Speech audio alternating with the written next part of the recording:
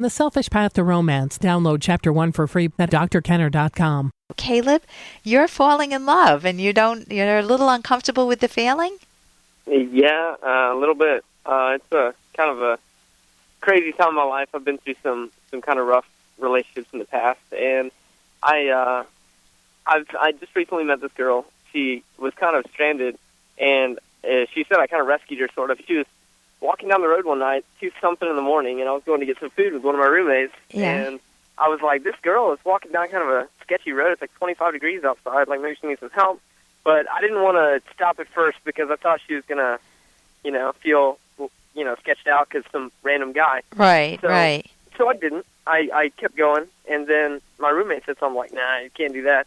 And then I thought about it again, and I was like, I need to say something because she's in a rough spot, Yeah. So she ended up walking a little further down the street, and when we were on our way back from getting food, I saw she was kind of getting near where we live. So I waited for her to, walk another 100 feet or so in front of our apartment. I went outside with some food in my hand so she would know that, I wasn't threatening.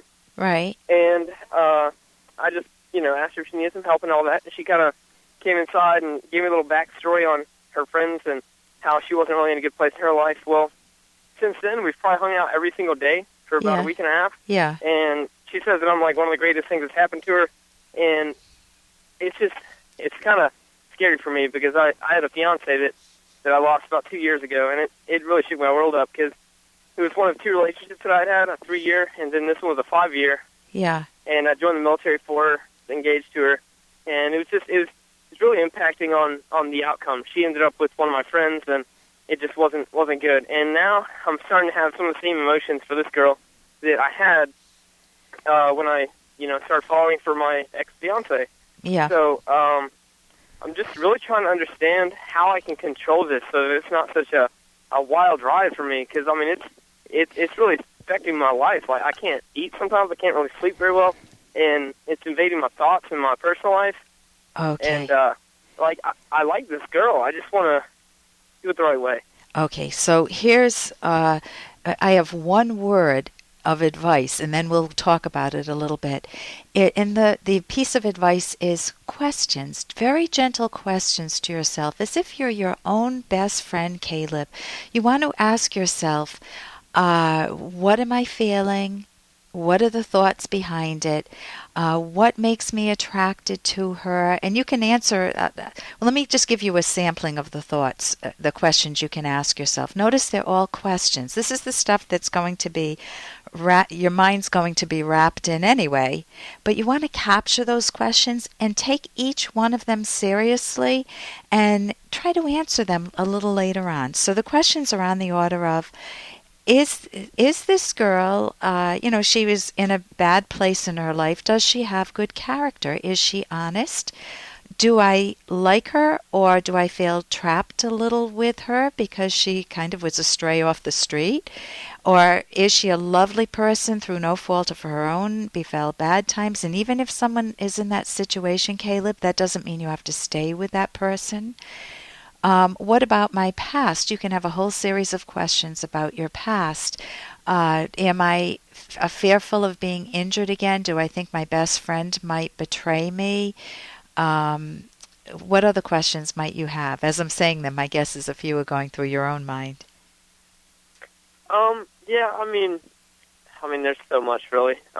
That last relationship, it created so many questions in my head. Just from, self-esteem issues with, her going off with somebody else that, was also important to me.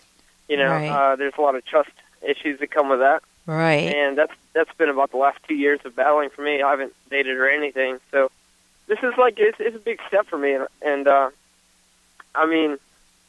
I guess some of the main issues for me is, how can I avoid being in that place again where someone had so much control over me that all I wanted to do was, satisfy them and make sure that they were enjoying themselves and living a good life and they're happy and taken care of. And okay, then I have a second piece of advice.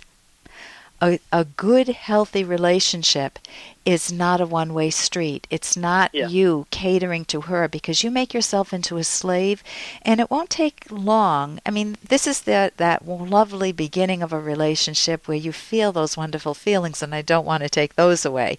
Without diminishing those, you want to keep an extra ear open and an eye open for the fact that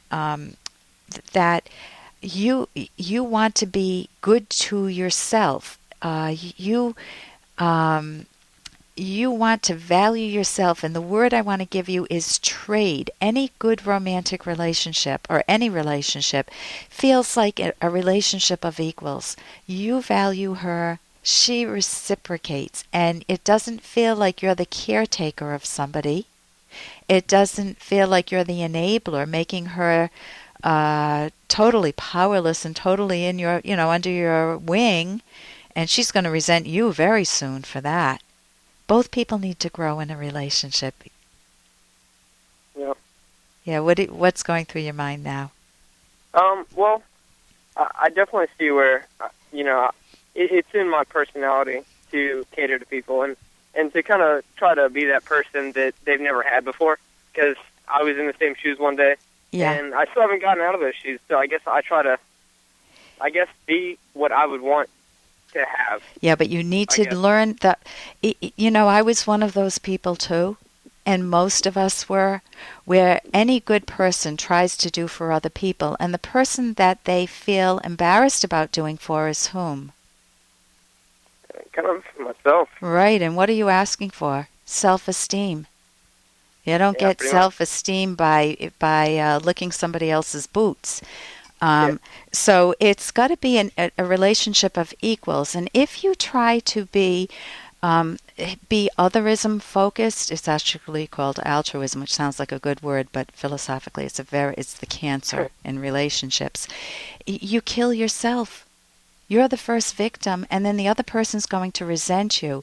I would highly, highly, highly recommend a book that took me 8.5 years to write with Dr. Ed Locke, and it goes into this in detail.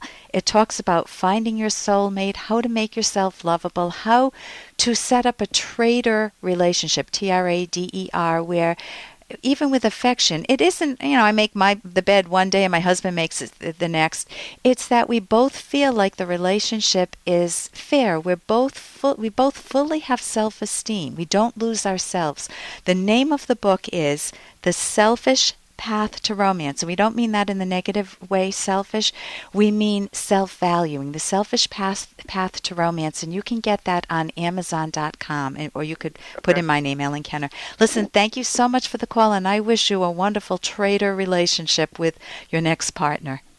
Thank you. You're very welcome. And here's a little more from Dr. Kenner. Yes, because you won't conform. They hate you for the greatness of your achievement. They hate you for your integrity. They hate you because they know they can neither corrupt you nor rule you. They won't let you survive. And can you be corrupted or ruled? Or do you have integrity? Are you true to yourself and you're not bent by peer pressure? You don't blow in the wind with any opinion that someone else happens to have, and you don't know how to form your own opinions. You don't know how to hold on to them. That's from the movie The Fountainhead, and the author of the book, The Fountainhead, is Ayn Rand, Aynrand. And if you're feeling like somebody is envious of you because of the good in you, not because you're a bad person, but because of your virtues, because you're honest, or because you have ambition, and because you're productive, and because you love falling in love, and it's a wonderful feeling. If they're envious of you and they try to pull you down, stay away from them. Learn how to put up barriers to protect yourself from the people who could hurt you, or at least try to talk with them. Maybe if there's somebody in your life, a child, or sometimes a mother's jealous of a child, maybe they need to sit down and talk and air their feelings so that the mother can release the jealousy and the child can thrive. For more Dr. Kenner podcast, go to drkenner.com and please listen to this ad. Here's an excerpt from The Selfish Path to Romance, the Serious Romance Guidebook by clinical psychologist Dr. Ellen Kenner and co-author Dr. Edwin Locke. To discover a potential partner's actual values, don't just listen to what this person says. Also look at their choices, their actions, and their responses over time. Observe what a potential romantic partner responds to emotionally and why. For example, do they show passion, indifference, or contempt for certain events, objects, activities, or individuals? Notice what makes them happy, excited, or angry. Observe how they make difficult choices with careful thinking, by weighing the pros and cons, or going by emotions only. You can download Chapter 1 for free by going to drkenner.com. And you can buy The Selfish Path to Romance at amazon.com.